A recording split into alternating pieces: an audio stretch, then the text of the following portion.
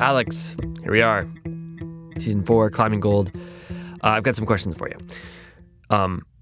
15 years from now, when little baby June is, a teenager and asks you, Dad, what was the pandemic like? What will be, what would be the enduring memory you would share with her? I think I remember the empty streets in Vegas, and we drove down to the Strip once. We had takeout food, and we just drove the Strip. It was completely empty, and there were all these flashing signs. I think it was Easter time maybe, and it was randomly raining, which made it feel even more apocalyptic in the desert. But there were all these flashing signs saying, wash your hands and you'll be safe. But there's nobody on the streets, and it all felt like the zombie apocalypse had come and gone. We seriously expected a zombie to run out from any door frame. It was pretty creepy. It's funny. I remember also being on the phone, really early in it, being on the phone with you, and you were in the store. It was either toilet paper or eggs, but you're standing in front of the eggs, and it's they're all gone. And then someone recognized you or something like that, and you're like, hang on, this guy's giving me eggs or toilet paper. It was one or the other. I don't know if you remember that. I faintly remember that. Yes, I think it might have been toilet paper. Maybe somebody gave me a roll of toilet paper. Yeah. Yeah, it was one of those things. Yes. I just didn't totally get it all. It's what is happening? Why is everybody hoarding toilet paper? You're like, what? Yeah, the whole pandemic thing is so weird. Yeah, it is so strange to think that so many people were having so many different experiences. It's something that we all live through, but we all live through it very differently. Yeah, it's crazy because, plenty of people are going through the worst experience of their lives, and family members are dying, and it's all horrible. And yet, for us, we're just going climbing every day. We were just so completely detached from what was going on. We were still explicitly allowed to recreate outdoors. Access to crags was still open. So my normal day was basically the same. I just went climbing. Yeah. We just went to really obscure crags. And also, I'm lucky enough that my income is totally separated from any of the industries affected by the pandemic. It's basically everything is still fine for a professional climber. Just what a weird scene. Yeah, you and I were decidedly non-essential at that period of time. And we, in fairness to us, we were not alone. There was 50% of the American workforce was also not considered essential, which kind of leads me to my next question. I'm sure you've encountered this argument or criticism before. It goes something like this. Climbing doesn't have inherent value because it is an inherently selfish act centered around one's own experience. I've always found this argument sort of strange about climbing because we don't tend to have that angst or that sort of criticism about so many other things. No one says that about playing golf or being employed by a publicly traded tech giant. And yet, are those not selfish? Right? A lot of things are selfish. And I'm curious, have you run into that argument, or has someone made that criticism of what you do with your life? Yeah, it's funny. I get that a fair amount just as a, highly visible climber. It's a common criticism is oh, you should be spending your time doing something that's more beneficial to society, or you should be spending your time on something that's more worthwhile. I'm kind of do you spend your whole life working in a soup kitchen or something? Are you out, helping the homeless or something? It's no, you're just living. It's I'm just living. I'm just living in a way that is outwardly very, very different than yours. And so it's slightly confusing to you. And so then you attack it and, you call it selfish or stupid or whatever you want to call it. That's fine. But it's we're all just getting by and doing our thing. Just because you don't understand the passion that drives the particular lifestyle doesn't mean that it's not worthwhile. So Alex, who are we talking to today? Today we're talking to Nik Berry, who is a very skilled rock climber. He's free climbed a bunch of different routes on El Cap. He's a very hard trad climber. He's basically an all-around very talented climber, very under the radar, semi-professional, though most people wouldn't necessarily know him, but very accomplished. To kick off season 4 of Climbing Gold, we have a story about the essentials, about how we find meaning in our lives, whether that's through climbing or what we do when we aren't climbing. Nik Berry shares his incredible story of working through the pandemic and the power of passion. I'm Alex Honnold. I'm Fitz Cahal. You're listening to Climbing Gold.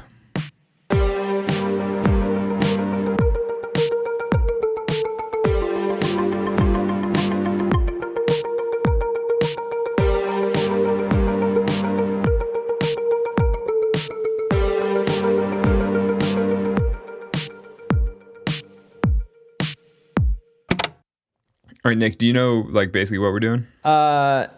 Yeah, I think we're just talking about how we're a bunch of selfish assholes for like pursuing our sport, pretty much, right? No, we're talking about how you're a selfish asshole for pursuing your sport.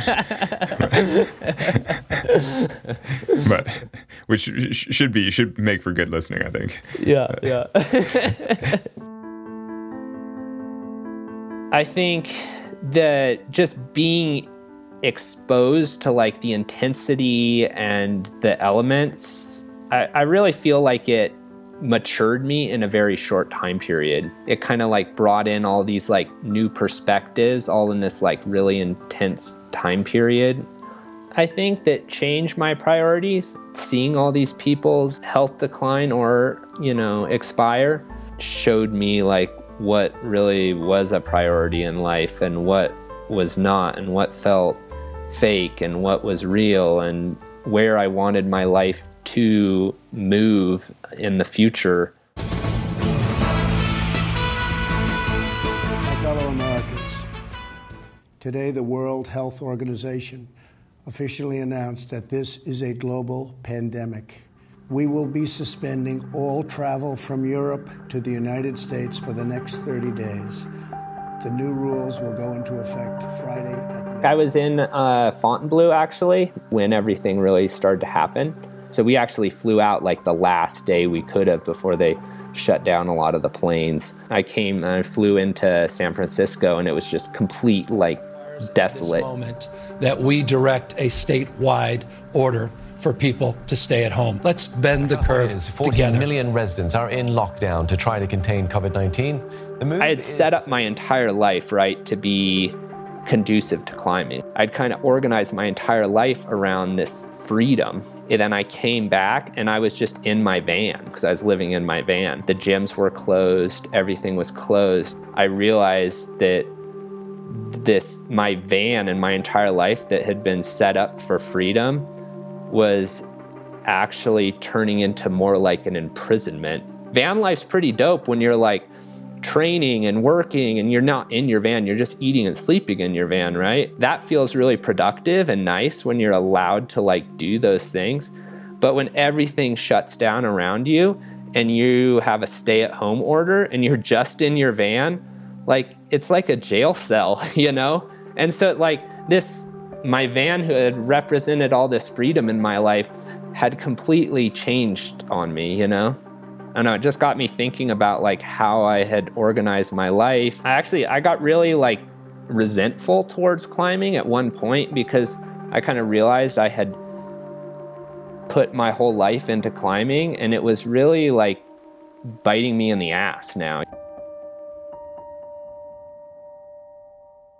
How did you wind up becoming a nurse? When I was younger, I would go and like just, being at the crag, like there are always older people out. And I would always ask them like, how are you out here? What sort of job are you doing to like facilitate this climbing lifestyle? A lot of them were nurses and they had a really nice schedule. And so that kind of got me thinking into healthcare. Then my sister is a doctor. I think that kind of helped too. But I also realized the commitment to being a doctor was far too great. And I didn't really want to put like that amount of like effort into schooling and things like that. And so nursing kind of felt like this like nice balance of like being able to go and still pursue my passion while having like a really satisfying career of like giving back. Climbing's also like extremely, like it's all about yourself and performance and having these experiences for you. And nursing gives me this ability to feel like I'm giving back to society and like helping other people, where it's completely the opposite and all focused on others, which I really like that balance. Alex, Nick's in an interesting situation, right? Like he is a pro climber. He's making some money doing that, but not enough to completely rely on it or sort of like realize his vision for climbing, right? The other day I was reading about 1970s basketball players in the NBA. And how did you just happen to be reading about that? I don't know, dude. Sometimes I'll just go down rabbit holes. The NBA is like one of our big three sports, like basketball, football, baseball. And in the 1970s, though, this sort of average yeoman NBA player not a star. A lot of those people had to have other jobs, like in the off season. Like they would not be making enough money in the 1970s, which is kind of wild because like if you look at it, the median salary in today's NBA is $3.5 million a year, which is, you know, you don't need a second job in the off season. I say that's adequate. Job. Yeah. You know, those aren't the stars. Those are just sort of like the rank and file in the NBA. On a level, it seems like that's kind of where we are at as a sport in regards to professionalism. The stars have enough, but for the rest of the people, they got to figure out like some extra gig. There's almost no middle class of professional climbing. Like either you're really making it or you're kind of struggling. But there aren't that many people who are just like making a good living as a professional climber and like comfortable. Have you found too that it's not always completely related to like the actual talent of climbing? No, I mean, it's not at all related. A lot of the very best climbers just don't even play the game. They don't even jump through the hoops. They're not sponsored at all. They have nothing to do with it all. You know, they're like a doctor or a nurse, you know, in Nik's case. You're kind of like, well, it's not a matter of who deserves it the most. It's a matter of who actually goes out and gets it. So do you remember your first COVID patient? Like, when did you start treating patients? I do. And they were, it was scary, you know, like their health they could check in at triage, and within an hour and a half, they could be intubated and coding. We didn't have as many cases, but the cases that were coming in were by far they were extremely acute, like the most acute we had probably throughout the entire pandemic. You know, why choose nursing at this point during the pandemic? Well, it just felt right, you know? Like I had this skill of like, you know, later on, especially when cases started to go up, I didn't feel as responsible to be there in the beginning because I was, you know, it just wasn't that busy with all the stay-at-home orders. But especially once it started picking up, like January, February, March, those were probably our heaviest months. I really, really felt obligated because I had this thing to help, and I was willing to and happy to, like, it just felt right to put climbing on hold and to focus on nursing at that time.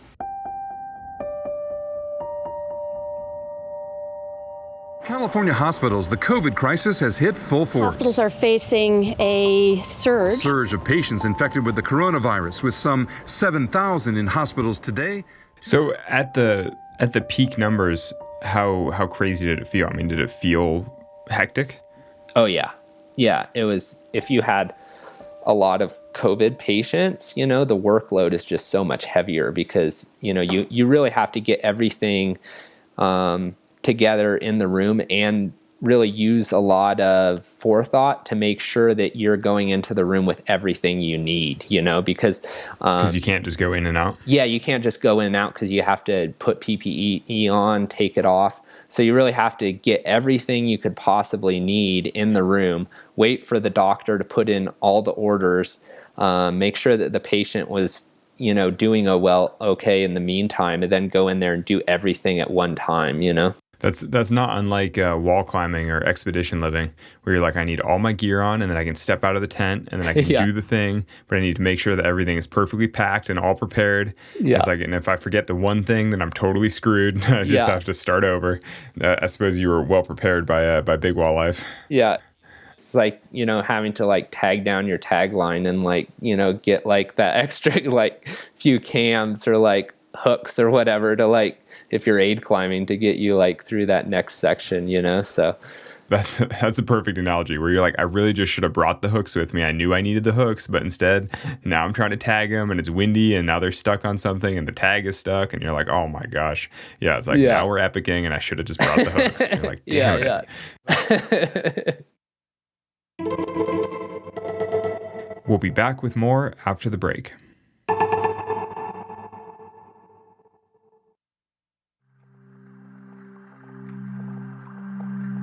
The nation mourning the loss of more than 100,000 Americans. This morning, the grim reality.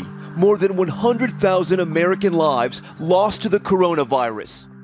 How did you guys deal with it?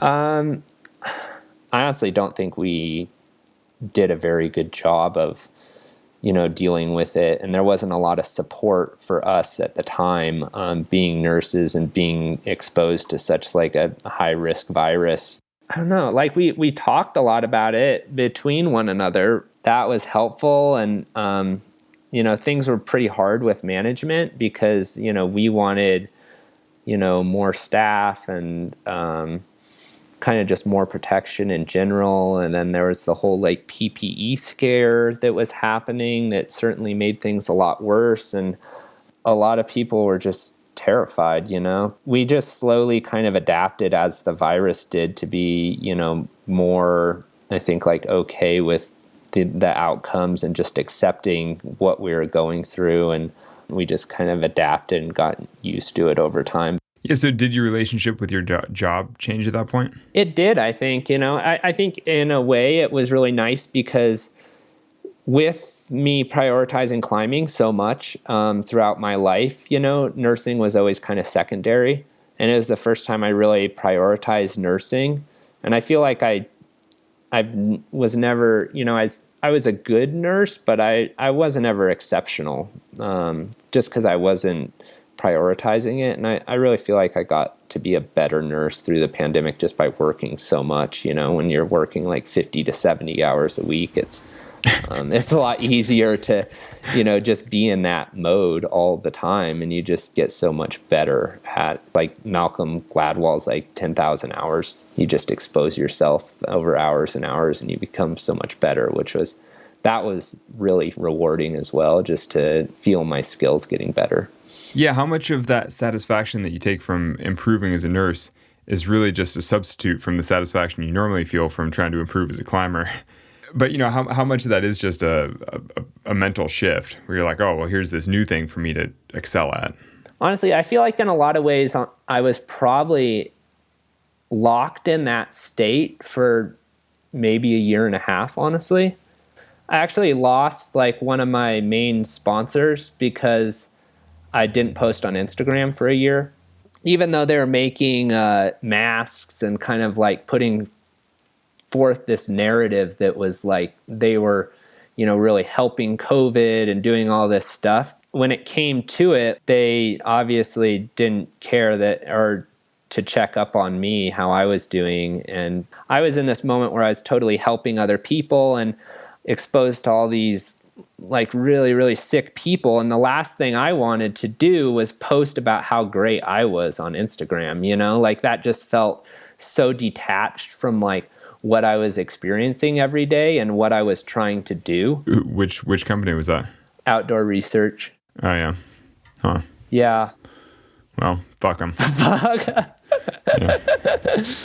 But whatever. It's like, it's like La Sportiva and Black Diamond are great, and they're really supportive and nice, and they don't feel like fake and superficial like that at all. So, yeah.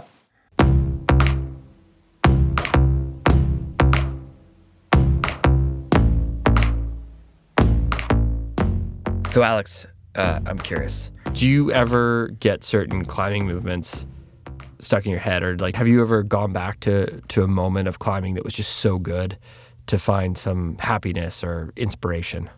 I mean, not really, actually. I rarely rethink old climbs, but I mean, I often fantasize about, the next project or like something that I'm working on or something that I'm interested in. Or like, do you ever find yourself like zoning out on a Zoom call thinking about the project you're working on, right now or whatever? Yeah, I mean, doesn't everybody do that? Like every climber. It's like, yeah, you go, blank gaze, you're just dead eyes staring forward. I always pay attention on Zoom calls, Alex. Yeah, exactly. And you're just like, do I get that 2-finger pocket with my first two or my middle two? I'm like, I'm not sure. I think, or maybe I should try my back two. I wonder if my pinky would fit better. I should try that move again. Yeah, it's like spend the whole call just like fantasizing about like how you hold some particular grip. That's what helped keep Nik going throughout the pandemic. This ability to return mentally to this project he'd been working on, the dihedral wall on El Cap. It's a super badass wall. It was first free climbed by Tommy Caldwell. And Nik would have these epic back-to-back shifts at the hospital. He'd stumble out to the parking lot, pass out in his van, and like wake up and basically try to go get a workout in at a friend's like backyard home wall. But he was completely depleted, and sometimes he'd feel like really unmotivated, and he would kind of go into his mind, and you think about the dihedral wall and this very specific set of moves.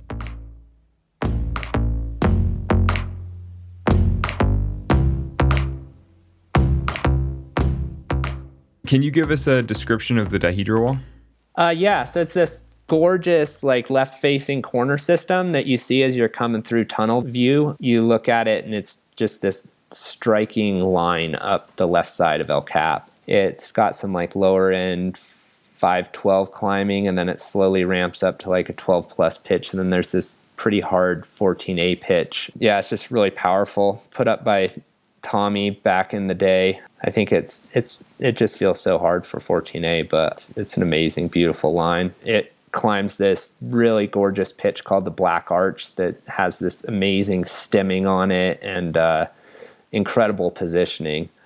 And then it has a really hard 13D slab on it, followed by maybe like 6 or 7 more 13 to 13 plus pitches on it.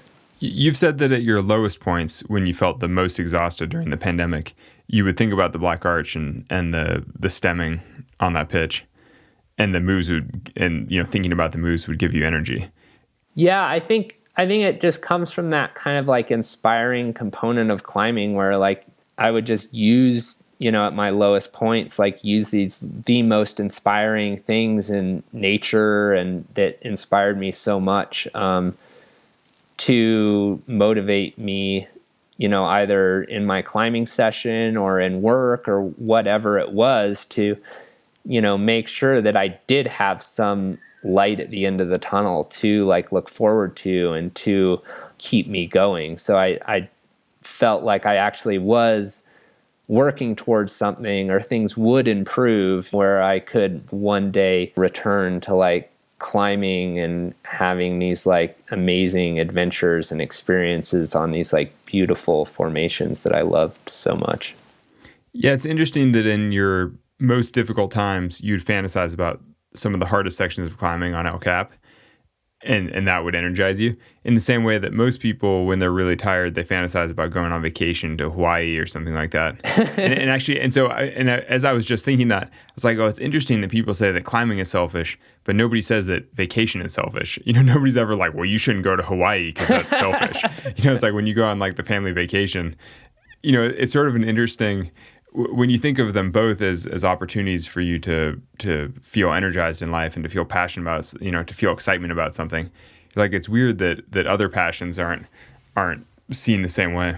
Yeah, no, it is true. It's like, it is funny in like at work, when we're just like talking and hanging out at the nurses station, everyone is, they're like Googling island vacations, or like Hawaii or Mexico. And I'm sitting there like, looking at Pakistan or India or like whatever, like remote big wall I'm like super psyched on, And it's totally that way. Your coworker sees you Googling Kyrgyzstan. They're like, oh, is that a vacation destination? Like, that sounds great. How many goats are you guys taking into base camp? That sounds like a really cool vacation.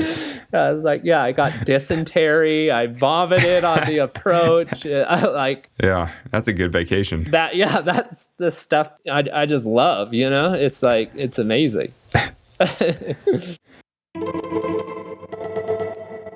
More after a word from our sponsors.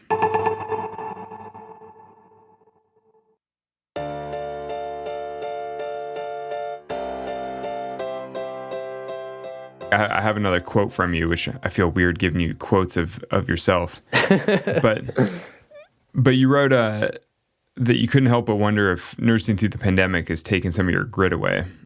Yeah, when I was younger, I would give up anything, for accomplishing whatever goal I wanted. It was like this extreme drive that I would have. I would be like really inspired by something, and I would do whatever I needed to do at all costs. That energy is like, it's amazing to feel, and it's amazing to go and put towards something that you're so inspired by, but it also has a lot of negative effects, I think, because you're neglecting all these other parts of your life. It's probably the reason things got really bad with my relationship and that I'm in now, and I really regret that. Now it's really wonderful. Like, my girlfriend Kay is incredible, and luckily she forgave me for being that way, and being like so obsessed that I'd push everything else out. There truly are like negative side effects to these things, and being a nurse through the pandemic really highlighted those negative effects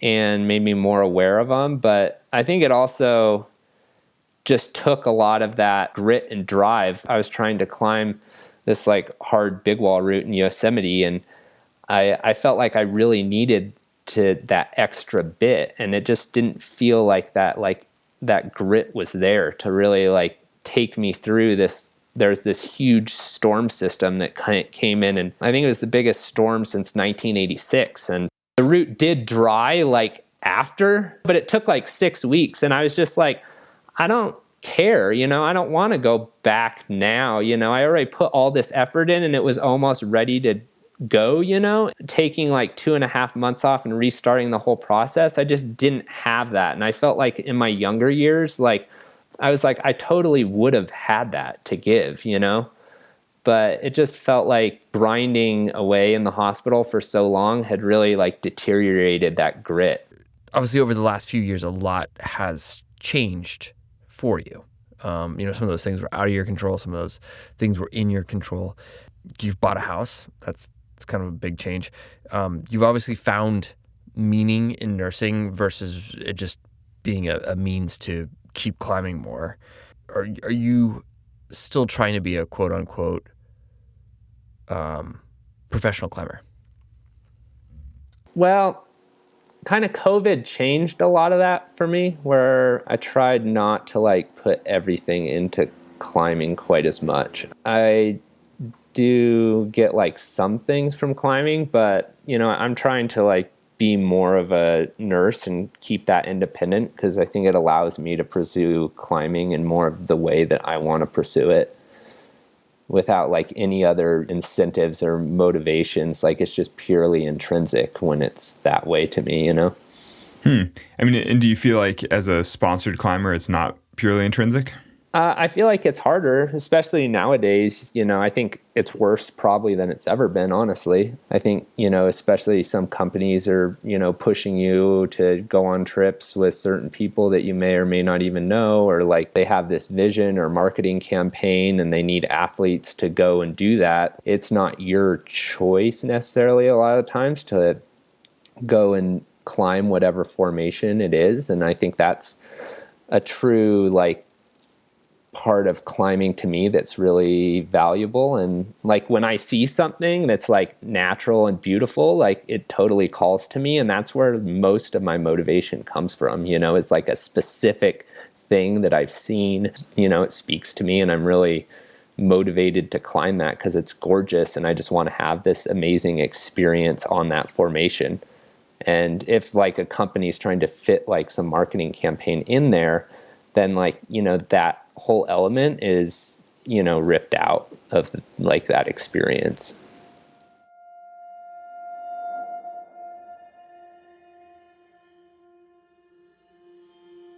I always knew that climbing was important. If you don't have a passion in life, I just don't know what would be driving you, especially me. Maybe it's just the way I've lived my life. I've always found having these things on top of work and things like this have just driven me to be able to put more energy and have more motivation, have something to live for outside of my daily routine. Yeah, like the act of climbing is totally like pointless. I knew I needed it, but I think COVID just made that, kind of magnified that, just because I saw all these people's either dying or their health like declining so much that I didn't know how the rest of their life would be. After I climbed and after I was doing these things that I did love, I felt much better about caring for my patients, and I felt regenerated and had this extra energy to come back to give to them. The act of just climbing is completely pointless, but its effects are really positive on our lives, whether we're pursuing them professionally or if it's just essentially like something to alleviate stress and blow off steam. Like, what we get from climbing really has an effect on all these other aspects of our lives. I also think, as you get older and things like this, your perspective starts to like open up a bit, and we have the ability to like think of like climbing as like any tool in life, and that can be like utilized to like help us give back more in other ways. And that tool it's amazing to be able to have that and do what you love, but also have it positively impact other things in your life.